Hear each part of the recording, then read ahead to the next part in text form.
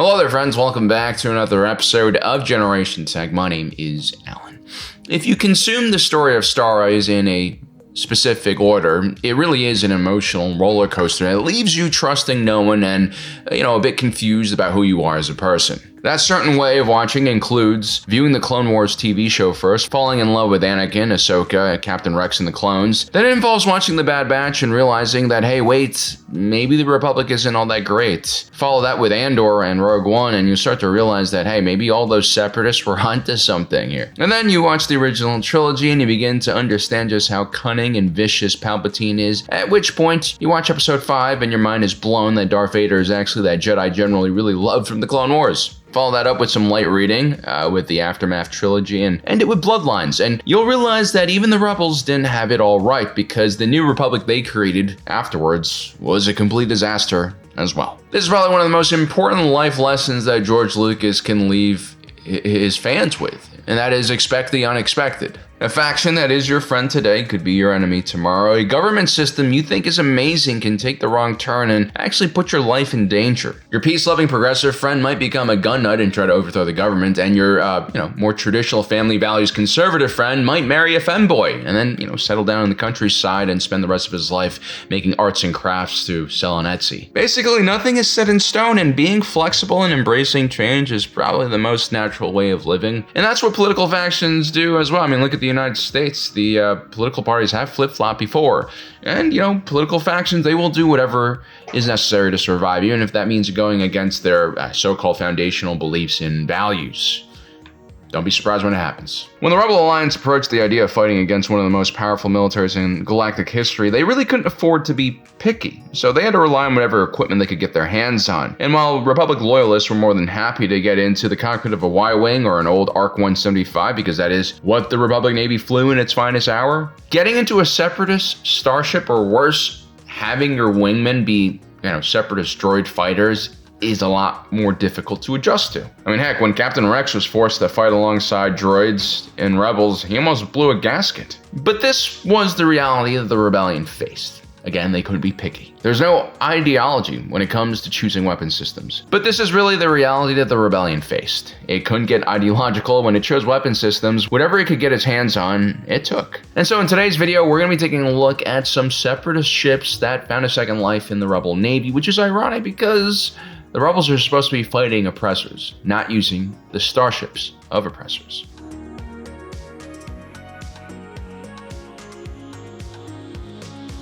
So the Munificent class star frigate is really the last type of ship you would think freedom-loving rebels, the good guys, would use in a battle. And that's because the Munificent class was mainly used by the IGBC and Trade Federation during the Republic era. These two megacorps didn't just use these ships to protect their assets, they also sent these ships to collect money from debtors that owed them money. And eventually they even blockaded worlds with these ships over financial disagreements. Usually these Munificent class star frigates were loaded up with hundreds of thousands of droids. This ship is literally a mechanical tyranny dispenser. But after the Battle of Yavin, there were several accounts of Rebel engineers taking these Munificent class star frigates and then refitting them for the Rebel Navy to use. The Munificent class star frigate was a pretty large vessel, over 800 meters in length, but it only had a few pressurized compartments for crew, and it really didn't need any sentient or organic beings on the ship. You just basically need droids. The Rebellion would have to add more heating and life support units throughout the ship so that humans and other aliens could operate the ship. And it makes sense that the Rebels would get their hands on this vessel because when the Separatist Navy collapsed, it kind of happened very abruptly. I mean, there were probably ships in hyperspace still. There were probably ships on patrol when they essentially turned off everything with a master switch. And so it's very likely you had Munificent class star frigates just floating around that were completely unaccounted for. And so just like how after the collapse of the Soviet Union, you had like helicopters, submarines, plutonium disappearing off the books. The same thing probably happened after the Clone Wars. There were probably plenty of star frigates getting towed away by scrappers, pirates, entrepreneurs, especially in the Outer Rim. And so I'm not surprised at all that the Rebellion secured a large number of these Munificent class star frigates and hurled them back at the Empire.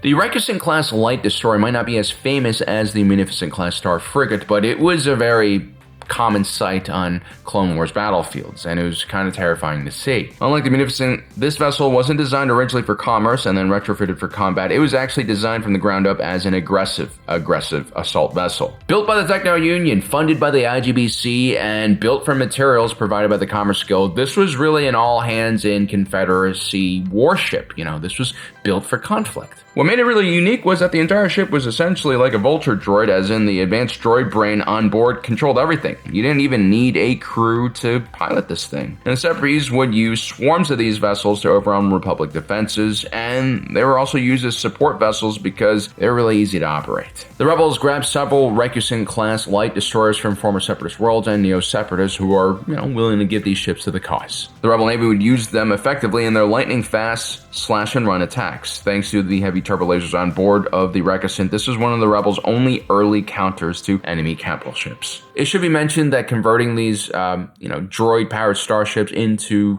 crewed starships was a little more complicated than on other vessels. You have to remove the entire droid brain, and then you have to create all of these crew stations and control systems. But again, the rebellion was desperate, and so they made the plunge. And they turned these ships into command vessels, and sometimes even as carriers for starfighters. Although they were never deployed en masse like they were during the Clone Wars, we do see many of these units, especially before the Battle of Yavin. Even Phoenix Cell from Rebels had a few of these ships in its fleet.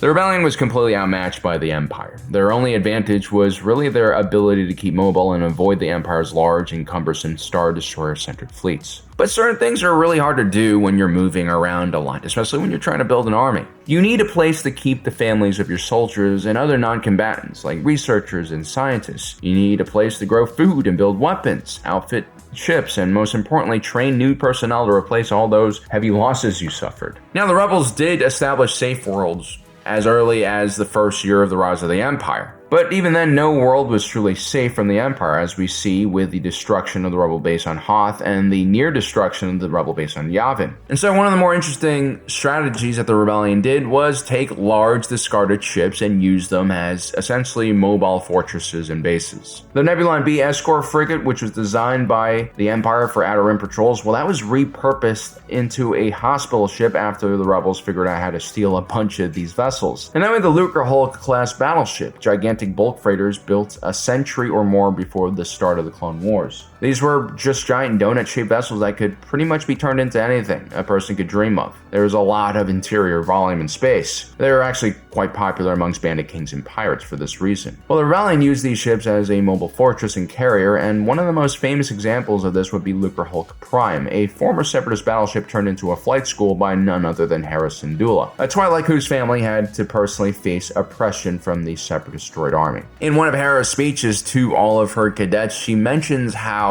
something like the Lucrehulk could be turned from a weapon of oppression into a weapon for peace and hope.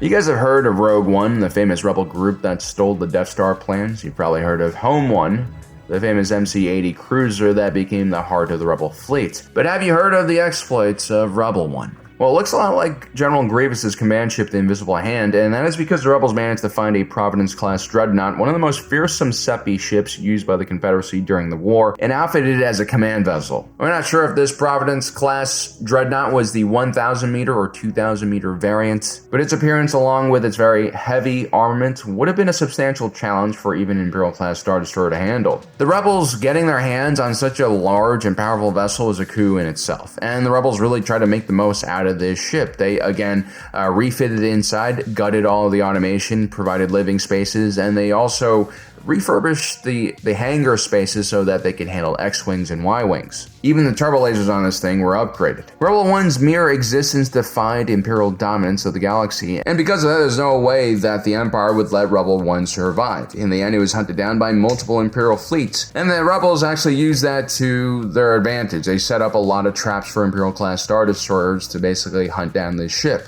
In its last action, near the Imperial Refueling Center of Banastar Station, Rebel One self-destructed, and it actually took out a Nebulon B escort frigate that was sent to check out what was going on inside of that vessel. Very nice.